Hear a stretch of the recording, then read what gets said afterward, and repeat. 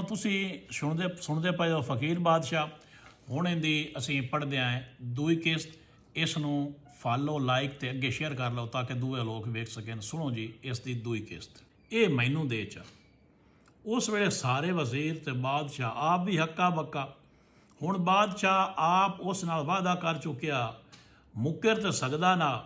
ਉਸ ਵੇਲੇ ਲੋਕੀ ਜ਼ਬਾਨ ਦੇ ਪੱਕੇ ਹੁੰਦੇ ਹਨ, ਅੱਜ ਦੇ ਬਾਦਸ਼ਾਹ ਵਰਗੇ ਨਾ ਹੁੰਦੇ। ਬਾਦਸ਼ਾਹ ਉਸ ਨੂੰ ਆਖਿਆ, ਤੇਰੇ ਇਸ ਸਵਾਲ ਦਾ ਜਵਾਬ ਦਮੀ ਦੇਸਾਂ।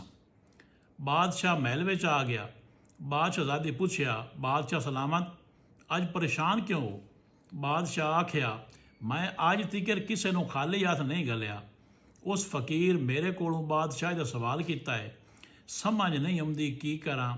ਬਾਦਸ਼ਾਹਜ਼ਾਦੀ ਆਖਿਆ, ਇਹ ਬਾਦਸ਼ਾਹੀ ਵੀ ਤਾਂ ਰੱਬ ਦੀ ਦਿੱਤੀ ਹੈ, ਸਾਡਾ ਰੱਬ ਵਾਰਿਸ ਹੈ, ਤੂੰ ਬਾਦਸ਼ਾਹੀ ਉਹਨੂੰ ਦੇ ਛੱਡ।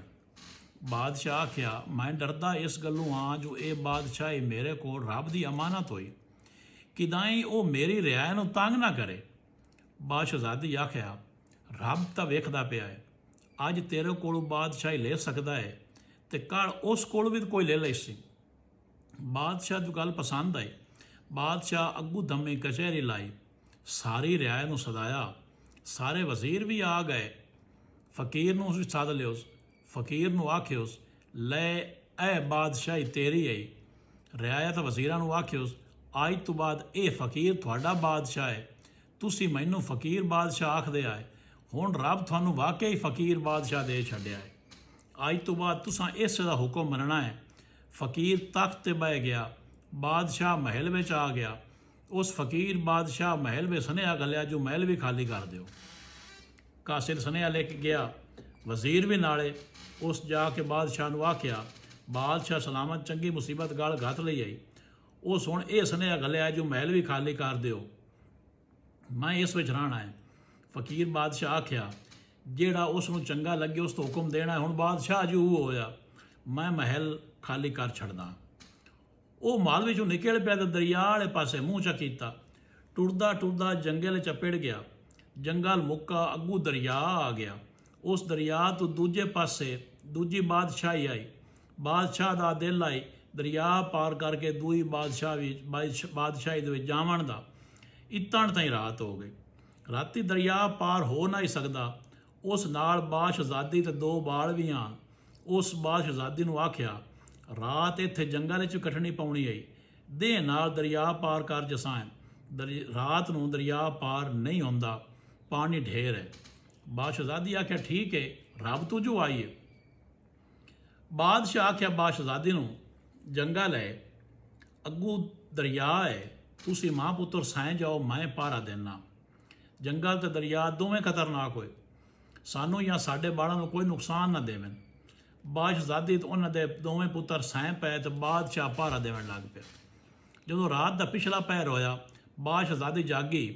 ਉਸ ਆਖਿਆ ਬਾਦਸ਼ਾਹ ਨੂੰ, ਹੁਣ ਤੂੰ ਸਹਿ ਪਾਓ, ਸਾਰੀ ਰਾਤ ਦਾ ਜਾਗਿਆ ਹੋਇਆ ਹੈ, ਪਿਛਲਾ ਜੱਟ ਹੁਣ ਮੈਂ ਜਾਗਦੀ ਹਾਂ। ਬਾਦਸ਼ਾਹ ਆਖਿਆ, ਤੂੰ ਹੈ ਮੁਹੱਲਾਂ ਦੀ ਹਿਲੀ ਹੋਈ, ਤੂੰ ਜਾ ਕੇ ਕਦੋਂ ਪਾਰੇ ਦਿੱਤੇ ਨੇ? ਇਹ ਤੇਰਾ ਕੰਮ ਨਹੀਂ, ਮੈਂ ਜਾਗਦਾ ਜੋ ਪਿਆ, ਤੂੰ ਸਹਿ ਜਾ। ਬਾਦਸ਼ਾਹਜ਼ਾਦੀ ਆਖਿਆ, ਨਹੀਂ ਨਹੀਂ, ਤੂੰ ਸਹਿ ਪਾਓ, ਮੈਂ ਜਾਗਦੀ ਹਾਂ। ਬਾਦਸ਼ਾਹ ਸਹਿ ਗਿਆ। ਸਾਰੀ ਰਾਤ ਦਾ ਜਾਗਿਆ ਹੋਇਆ, ਦੋਵੇਂ ਪੁੱਤਰ ਵੀ ਸੁੱਤੇ ਹੋਇਆ। ਇਤਣ ਤਾਈਂ ਕੁਝ ਸੋਝਲ ਹੋਇਆ ਤਾਂ ਇੱਕ ਜਹਾਜ਼ ਦਰਿਆ ਦੇ ਕਿਨਾਰੇ ਆਉਣ ਲੱਗਾ। ਉਸ ਵਿੱਚੋਂ ਕੁਝ ਬੰਦੇ ਲੱਥੇ ਜੰਗਲ ਫਿਰਨ ਕਾਣ। ਉਹ ਉਸੇ ਥਾਂ 'ਤੇ ਪਿੜ ਗਏ ਜਿੱਥੇ ਬਾਦਸ਼ਾਹ ਦੇ ਦੋਵੇਂ ਬਾਲ ਸੁੱਤੇ ਪਏ ਸੀ। ਤੇ ਬਾਦਸ਼ਾਹਜ਼ਾਦੀ ਜਾਗਦੀ ਆਈ।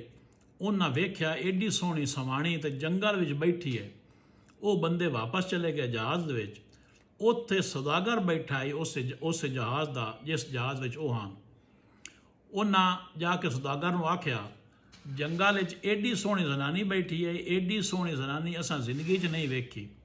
ਸੌਦਾਗਰ ਉਹਨਾਂ ਨੂੰ ਆਖਿਆ, ਉਹਨੂੰ ਜਾ ਕੇ ਆਖੋ ਜੋ ਸਾਡਾ ਜਹਾਜ਼ ਬੁੱਢਣ ਲੱਗਾ ਹਾ, ਅਸਾਂ ਰੱਬ ਅੱਗੇ ਦੁਆ ਕੀਤੀ ਆ ਜੋ ਸਾਡਾ ਜਹਾਜ਼ ਖੈਰ ਖਰੀਅਤ ਨਾਲ ਮਨ ਤੇ ਲਾਚ ਆ, ਤੇ ਜੋ ਵੀ ਤੇਰਾ ਬੰਦਾ ਟਕਰਿਆ ਅਸੀਂ ਉਹਨੂੰ ਮੂੰਹ ਮੰਗਿਆ ਇਨਾਮ ਦਿਸਾਂ ਹੈ।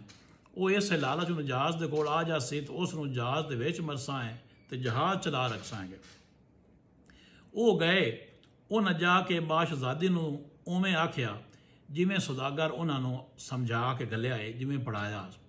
ਜਿਹੜਾ ਬੰਦਾ ਚੰਗਾ ਹੋਵੇ ਉਹਨੂੰ ਸਾਰੇ ਹੀ ਚੰਗੇ ਲੱਗਦੇ ਨੇ ਤੇ ਜਿਹੜਾ ਭੈੜਾ ਹੋਵੇ ਉਹਨੂੰ ਸਾਰੇ ਭੈੜੇ ਲੱਗਦੇ ਨੇ।